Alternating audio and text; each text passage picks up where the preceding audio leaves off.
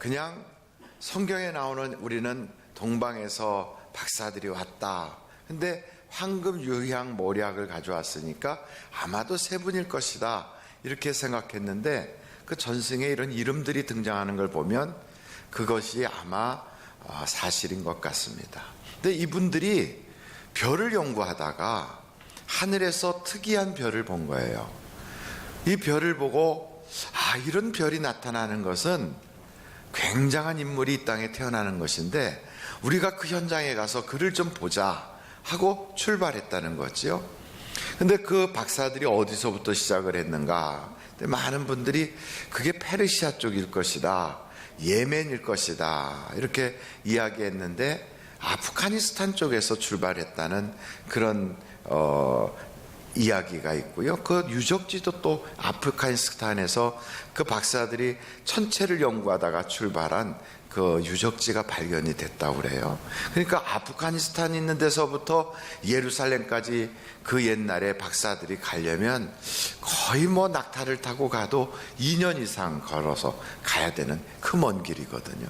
하나님께서 그 일찍부터 별을 이렇게 다 보여주신 거지요. 근데 이 별에 대한 것은 민수기서를 여러분이 한번 찾아보시면 좋겠어요. 민수기서 24장 17절입니다. 제가 한번 읽어볼까요? 내가 그를 보아도 이때의 일이 아니며 내가 그를 바라보아도 가까운 일이 아니로다. 한 별이 야곱에게서 나오며 한 규가 이스라엘에게서 일어나서 모압을 이쪽에서 저쪽까지 쳐서 무찌르고 또 셋의 자식들을 다 멸하리로다. 이것은 발람 선지자가 예언한 얘기예요. 근데 그때 그 한 별이 야곱에서 나오는데 그것이 그 주변의 나라들을 다 멸망시키는 그런 이야기로 풀어가고 있거든요. 그러니까 이것이 정확하게 이분이다 이렇게 한 것보다 아마도 이 발람 선지자를 통하여 어렴풋하게 하나님께서 보여주셨나 봐요. 어찌됐든 그런 별이 등장한다는 것은 큰 임금이 온다는 뜻이니까. 그래서 그 임금을 보려고 박사들이 출발한 겁니다. 근데 박사들이 가서 그 예수님을 이제 찾으러 가는데 예루살렘까지 오고 나서 야곱의 그 나라에서 온다고 하니까 아마도 왕궁에서 오겠구나. 그래서 왕궁에 가서 유대인의 왕으로 태어나니까 여기 계십니까? 우리가 인사를 드리려고 왔습니다. 경배하러 왔습니다. 근데 헤롯이 그 당시에 왕인데 그 소식을 듣고 깜짝 놀란 거죠. 헤롯 집안에는 아이 출생한 일이 그때 없었거든요. 그러니까 이게 무슨 일인가? 별이 나타난 때가 언제입니까? 2년 전 정도에서부터 나타나서 우리가 그 별을 보고 여기까지 왔습니다. 그래요. 그래가지고 이제 그 박사들을 앉혀놓고 당시에 성서학자들을 다 불러 모았지요. 메시아가 어디서 태어나겠느냐 하고 물었더니 베들레헴에서 태어난다는 거예요.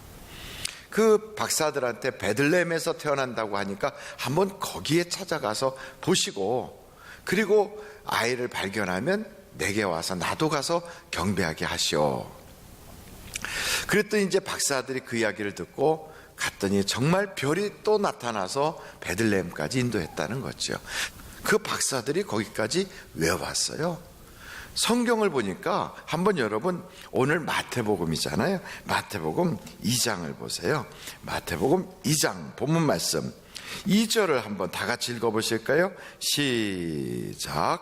유대인의 왕으로 나신 이가 어디 계시냐?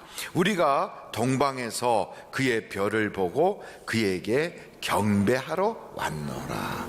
그러니까 뭐 하려고 거기까지 왔어요? 경배하려고 왔어요. 그러니까 우리는 그를 구경하러 왔다 이게 아니고요, 경배하려고 왔다는 거예요. 이 박사들이 찾아간 것처럼 오늘 우리도 하나님께 경배하려고 온 거예요. 하나님은 우리를 이 땅에 보낼 때에 하나님 앞에 예배하는 자로 보내셨어요. 그냥 사는 것이 아니고 선을 행하게 하시고 하나님께 영광 돌리고 찬송하게 하려고, 그래서 우리를 이 땅에 보내셨거든요. 그러니까 우리는 이 세상에 와서 살아가야 되는 목표가 분명한 겁니다. 이 세상 사람들은 그 목적을 모르기 때문에 어디서 와서 어디로 가는지를 모르잖아요. 그러니까 열심히 돈 벌어서 그냥 짧은 인생 떵떵거리고 살다가 가면 그게 단 줄 알고 그렇게 그냥 세월을 살아요.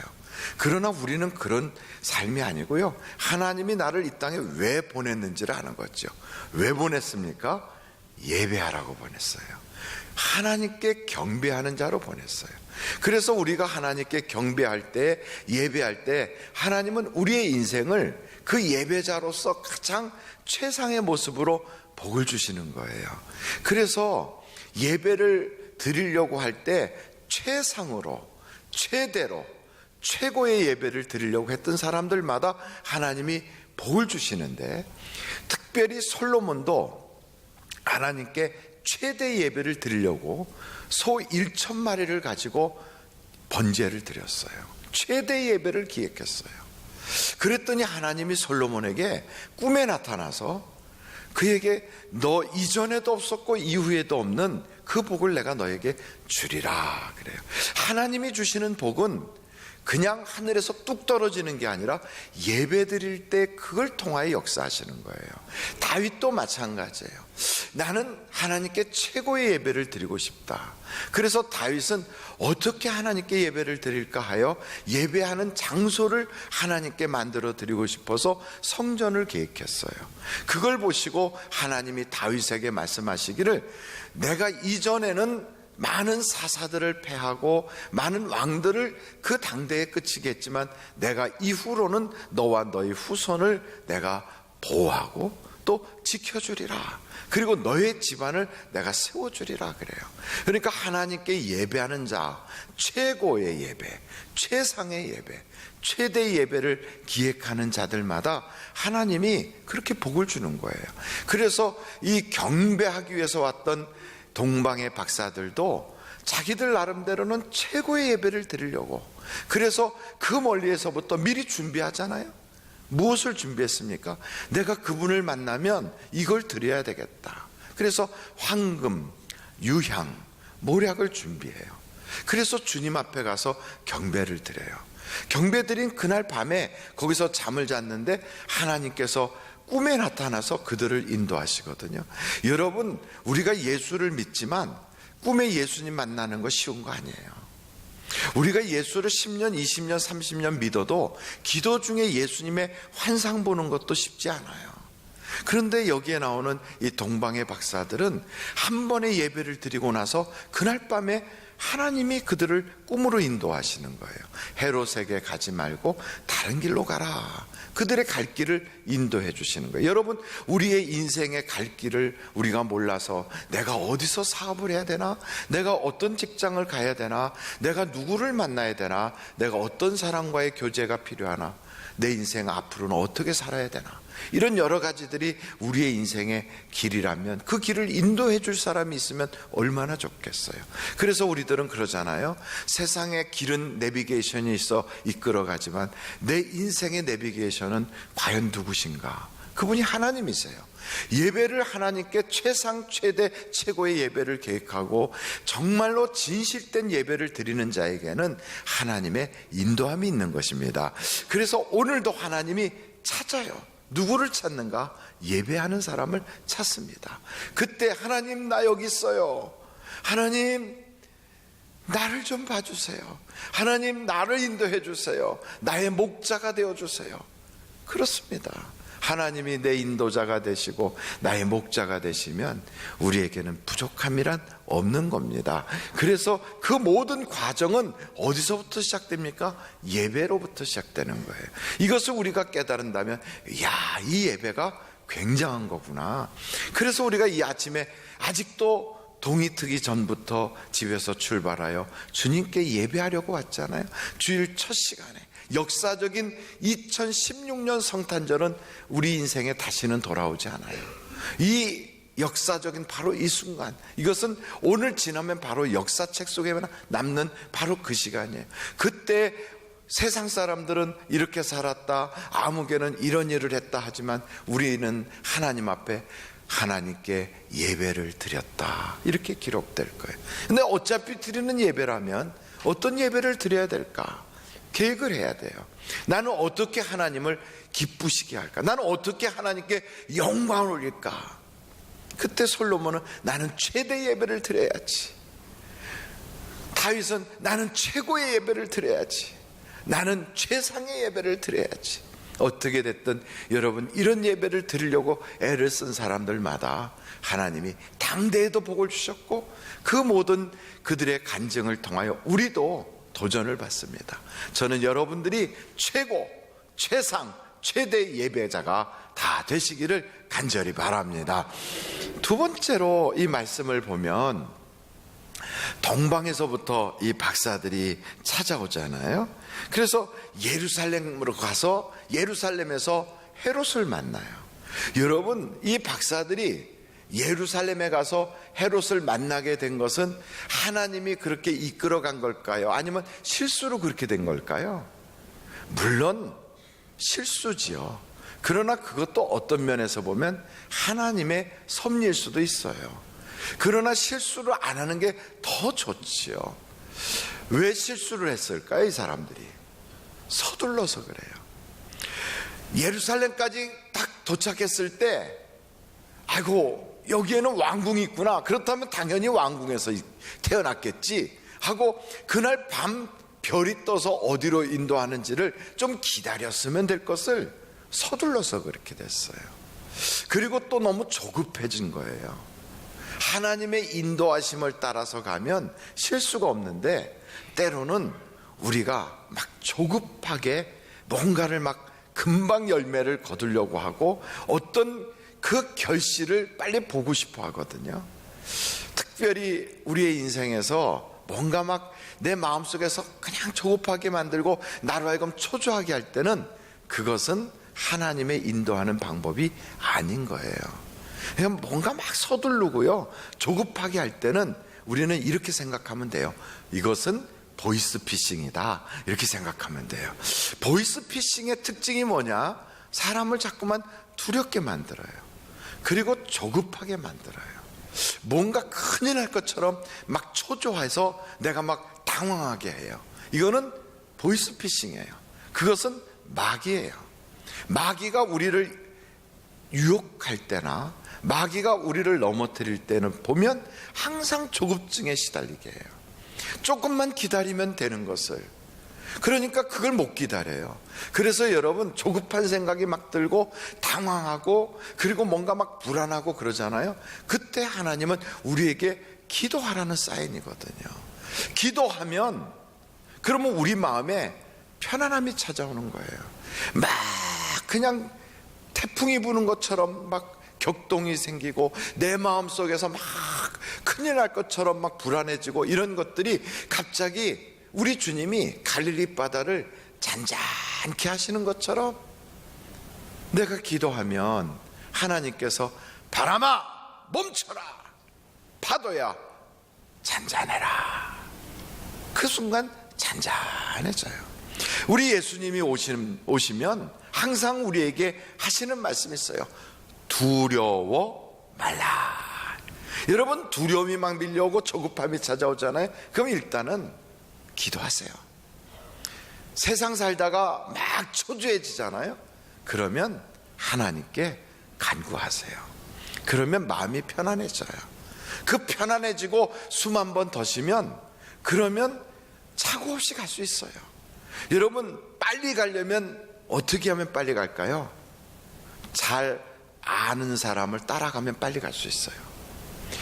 나보다 내 인생을 잘 아는 분, 우리의 인생에서 그 누구도, 이 세상에 어떤 지혜자도 어떤 현인도 내일을 먼저 살아본 사람은 없어요. 그런데 우리의 인생의 미래를 다 아시는 분이 한 분 계시는데 그분이 하나님이시라고요. 하나님보다 우리를 더 잘 아는 분은 없어요. 나를 만드신 분이 그분이시고요, 나의 과거와 현재와 미래를 다 알고 계시는 분이 그분이세요. 그렇다면 내 인생에 가장 빨리 갈 수 있는 방법은 그분의 인도를 받는 거예요. 그러지 않고 내 생각대로, 나의 경험으로, 혹은 나의 어떤 추측으로 인생을 막 섣불리 하다 보면 그게 빨리 가는 게 아니라 잘못하면 그것 때문에 수습하느라고 돌아가야 되고 늦어지고 또 그래요. 길 잘못 들면 처음 시작한 대로 다시 가야 돼요. 그만큼 늦어지는 거예요. 우리의 인생에서 정말 빠른 성공을 기대합니까? 좀 더 빨리 열매를 보길 원하십니까? 좀 더 그 일을 통하여 내가 얻고자 하는 것을 빨리 얻기를 원하십니까? 그렇다면 하나님의 인도를 받는 것이 가장 빠른 방법이에요. 하나님의 인도받는 방법이 무엇일까요? 하나님의 인도받는 방법은 첫째는 기도해야 돼요. 두 번째는 말씀을 쫓아 살아야 돼요. 세 번째는 내 마음과 육체가 원하고 세상 사람들이 살아가는 방식으로 살지 말고 성령님의 인도를 받아야 돼요. 그래서 우리는 늘 성령님을 볼 수가 없잖아요. 하나님의 말씀도 이 많은 말씀, 목사가 설교하는 말씀을 저걸 100% 다 이해하기는 쉽지 않거든요. 그래서 우리 주님은 그러는 거예요.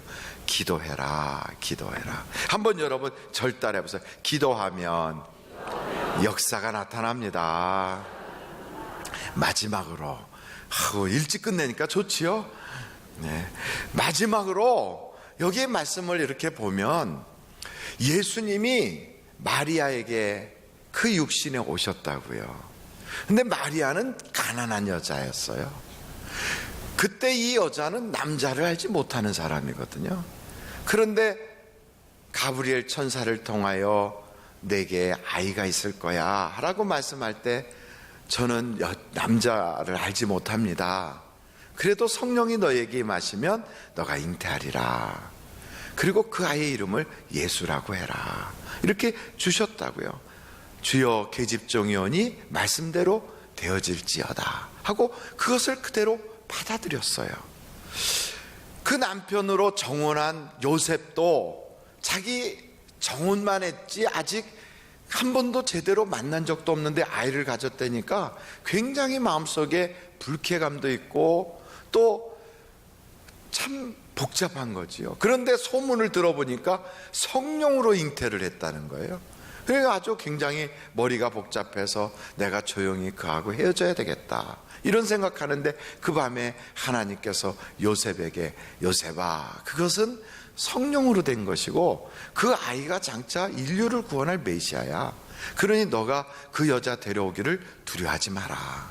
그 꿈을 꾸고 그대로 받아들인 거예요. 그래서 마리아를 데리고 이제는 호적을 하라. 그래서 예루살렘을 지나 베들레헴까지 간 거예요. 근데 베들레헴에 갔는데 만삭이 돼서 배가 여자가 이만큼 나오고 그리고 목수 일을 하면서 살았던 그 요셉의 손을 붙잡고 거기까지 갔는데 그 동네 사람은 그 누구도 이 마리아하고 요셉을 받아들이려고 안 하는 거예요.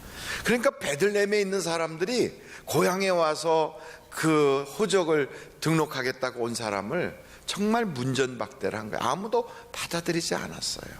그래 갈 데가 없어가지고 그 짐승의 우리에 들어갔잖아요. 얼마나 지저분했겠습니까? 그 짐승 우리에 들어가서 거기서 아이를 낳은 거죠. 그런데 한번 보십시다. 요한복음 1장을 한번 찾아보실까요? 요한복음 1장이에요. 9절부터 보겠어요. 참 빛 곧 세상에 와서 각 사람에게 비추는 빛이 있었나니 그가 세상에 계셨으며 세상은 그로 말미암아 지은 바 되었으되 세상이 그를 알지 못하였고 자기 땅에 오매 자기 백성이 영접하지 아니하였으나. 우리 주님이 어디에 오신 거예요? 자기 땅에 오신 거예요. 하나님이 창조한 하나님의 그 작품에 오신 거예요. 그런데 아무도 그를 영접하지 않았어요. 12절 우리 한번 다 같이 읽어보실까요? 시작. 영접하는 자 곧 그 이름을 믿는 자들에게는 하나님의 자녀가 되는 권세를 주셨으니. 그렇습니다. 영접을 하면 하나님의 자녀가 되는 권세를 준다는 거예요. 그런데 베들레헴에 있는 사람들은 아무도 그를 영접하지 않아요. 다 거절해요. 그 밤에 오갈 데가 없어서 길에서 노숙할 판이 됐는데 그래도 짐승의 우리라도 있어서 거기 들어가서 거기서 아이를 출산한 거예요. 아무도 영접하는 사람이 없었어요. 영접만 하면 하나님의 자녀가 되는 권세를 주는데요. 마리아는 하나님의 말씀을 듣고 그분을 영접해서 자기의 태에다가 담았어요. 요셉은 그 말을 듣고 그를 영접해서 자기가 보호자가 됐어요. 그랬더니 하나님의 자녀의 권세를 준 거예요. 하나님의 자녀의 권세라는 게 뭡니까? 왕의 자녀면 딸이면 공주고 아들이면 왕자예요. 이거는 이 세상의 왕 집안이 아니라 하나님은요 신이란 말이에요. 오직 유일하신 신이에요. 그런 신의 우리가 후손이 된 거예요.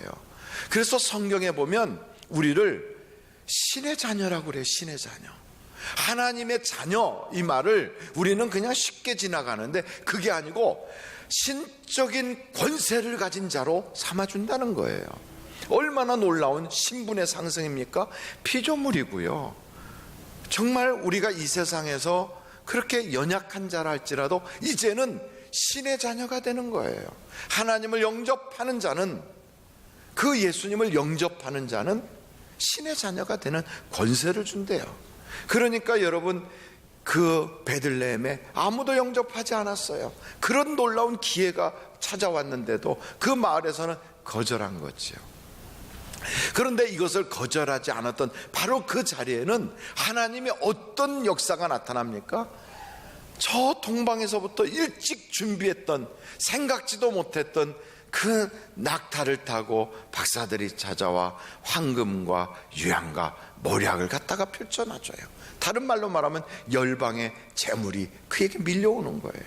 뿐만 아니고 밤을 새워가며 일했던 목자들이 와서 천사들이 그들에게 나타나 한 이야기를 말하면서 하나님이 주신 그 간증들을 쏟아놓고 영광을 올려요.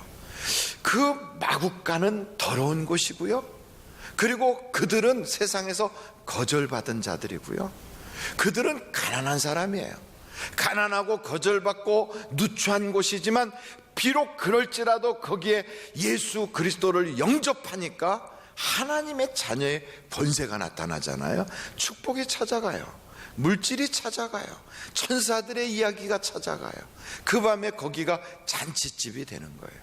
여러분, 세상 사람들에게 거절당했다, 내가 이 세상에서 가진 물질이 별로 변변치 못하다, 나는 이 세상에 참 누추한 사람이고 죄 많은 허물 많은 인생이다, 괜찮아요.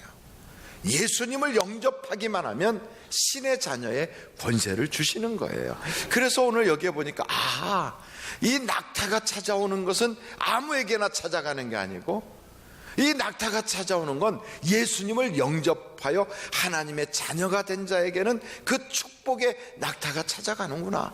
여러분에게도 마찬가지예요. 우리는 그 낙타를 계획한 적이 없어요. 우리는 그 낙타를 상상도 해본 적이 없어요. 우리는 그 낙타가 어떻게 생겼는지도 몰라요. 그런데 우리가 하나님의 아들 예수를 내 구주로 영접하는 순간 하나님은 내 인생에 꼭 필요한 것들을 축복으로 실어서 지금 벌써 보내놓고 있는 거예요.